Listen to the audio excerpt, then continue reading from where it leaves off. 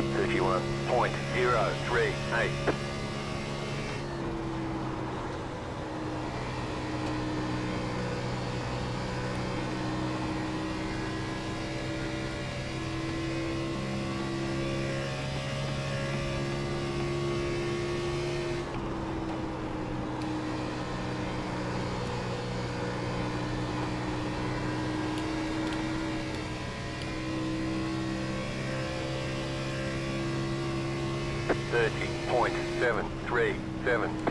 Alright, so this is going to be a second lap hot lap. And what I like to do on the first lap is just kind of crawl the first lap so that, in 1 and 2 at least, and on the out lap, just not to overheat or wear the tires too much, and then kind of turn on the jets off at turn 2 and make sure that I have the momentum I need coming to the start finish line. So I'm going to try to get close to the wall here. You don't have to get right next to the wall, but anywhere kind of like in the upper third of the track is going to do the trick here. I'm pedaling the car. I'm just waiting for the car to rotate back down the hill. So you see I'm all the way off the throttle at one point, partial throttle. I'm just waiting for this car to say, no, I don't want to hit the wall. In fact, I want to turn down the hill. And the moment your car tells you that, if it makes that shift without you turning the wheel at all, that's how you know it's time to get back on the throttle. So I got back on the throttle after timing that. And then this is all about just not sliding the rears. You got to keep your car as straight as possible while still letting the natural looseness of the car rotate the car. But the moment that you let your rears slide out, you lose all the momentum that you were working hard for. So we're doing a really hard job of keeping the car straight, but we're rewarded with a ton of speed once we're able to do that. Okay, we're going to go to turn 1 here. So turn 1, I like to use a little bit of a brake drag. So I go straight from a throttle to a brake drag, smooth off the throttle. If you go too light switchy off the throttle, it'll make your car kind of go straight instead of following the banking of the track, and you don't want that to happen. So we kind of go straight into that brake drag, and then just a little tap, and then the moment that I'm about to hit the line, I put the partial throttle in. Because what the partial throttle does is it kind of banks what your line is. So the brake gets you rotation, and then the partial throttle gets you parallel. And that partial throttle in this case is like 50%. If you're just coasting, you'll kind of still be turning down the hill when you don't even need to. So make sure to utilize that partial throttle.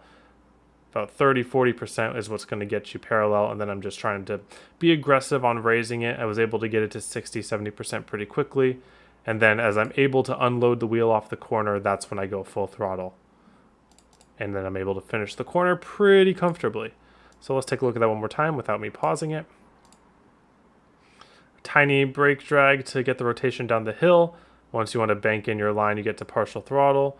Use a little bit of the wheel if necessary, and then just slowly raise the throttle. And then when you're able to unload the wheel coming off the corner, that's when we get the full throttle, and just easy drive straight up to the wall. Cool. 3 and 4 are going to be a lot of the same idea, except we are avoiding a bump about right here. So either we have 2 options. We either drive through it or we go around it. For qualifying, I think we can drive through it.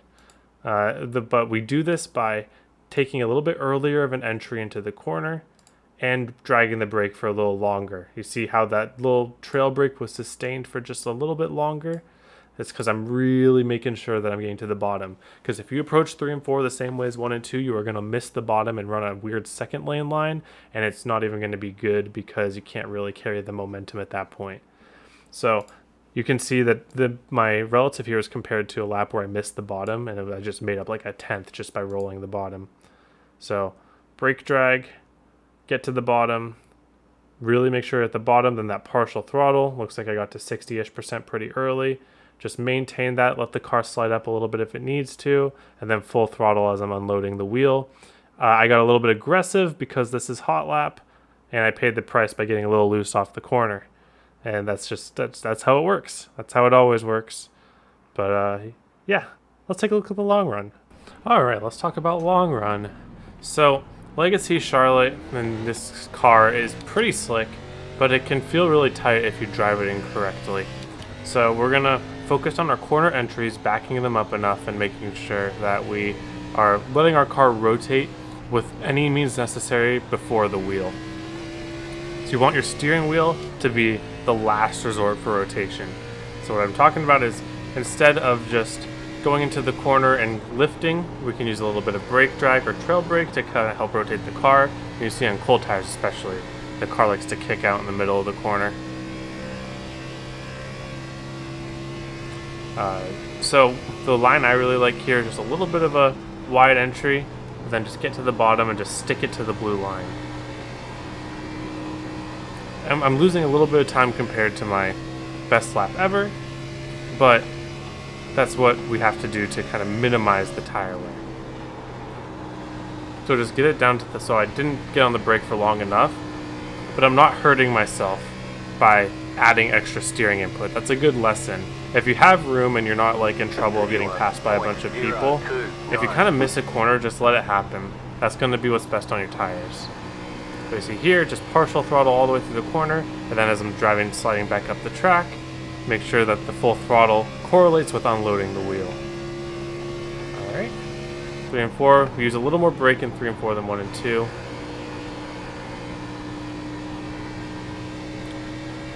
And I get a lot better of a run off the corner there. 30.93. And that's still a pretty good lap time for stating. Tires are going to be very important here. This track really likes to kill your tires. So just sticking to that blue line is the most important thing. It might go up to the wall in long run. I kind of doubt it though. I was trying it out a little bit, and I just like driving the bottom the whole way. So much less stressful as the run goes on, especially if you can balance the wear on the tires like this line does. There really is nothing that's really stressing out on the tires. Oh, a singular tire right here, excuse me. It's really about just holding that trail brake until your car really gets stuck to that blue line. I want to call it the yellow line, but it's not a yellow line anymore. So the entry of 3 is really tight. You see how I kind of missed that? There's a bump there. If you hit that bump wrong, it'll cause you to get really tight. But you saw there how I kind of let it happen. I lost 1/10 off of it, but I didn't burn my tires because of one mistake. 1 and 2, you can get on the throttle a lot earlier and kind of just run the line. 3 and 4, you got to manage a lot more actively. I kind of get lost sometimes and miss my entry to 3 because I don't brake enough. So you see brake entry into 3 here, stick it to the blue, and then just hold the partial and drive it up the corner like so. Ooh, you see, you even got a little loose there.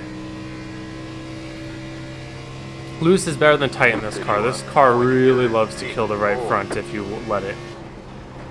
Alright, we'll do a couple more laps here. All about that partial throttle control in the center of the corner and just using as little wheel as possible while still keeping it stuck to the blue line. Really, that's all there is to it. And if you miss the line here, you miss the line. It's not going to cost you too much time. Maybe like 1/10. Alright, last lap here. And we'll check the tires. A little bit easier corner 1 and 2 is we stick it to the blue line, get early partial throttle, and just kind of let the car naturally slide up and unload the wheel. As we're getting throttle up, I throttled a little bit too early there, that's why we slid up, but 3 and 4 will make it back up because we're going to let off a little earlier than we have been. Just stick it to that blue line, and now we get a really easy exit compared to what we have been doing. So that's what we were looking for in 3 and 4. And then put it all together, and that's how you get a good long run. Alright, let's see how we wore the tires.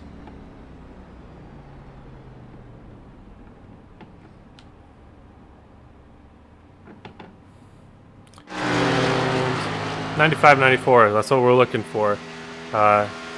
It probably will go to the right front a little bit more into the run, so if we can get as much heat out of the right front as possible in early run, that would be ideal. But anyways, thank you all for watching. Hope you all have a wonderful day, and I hope to see you all on the track.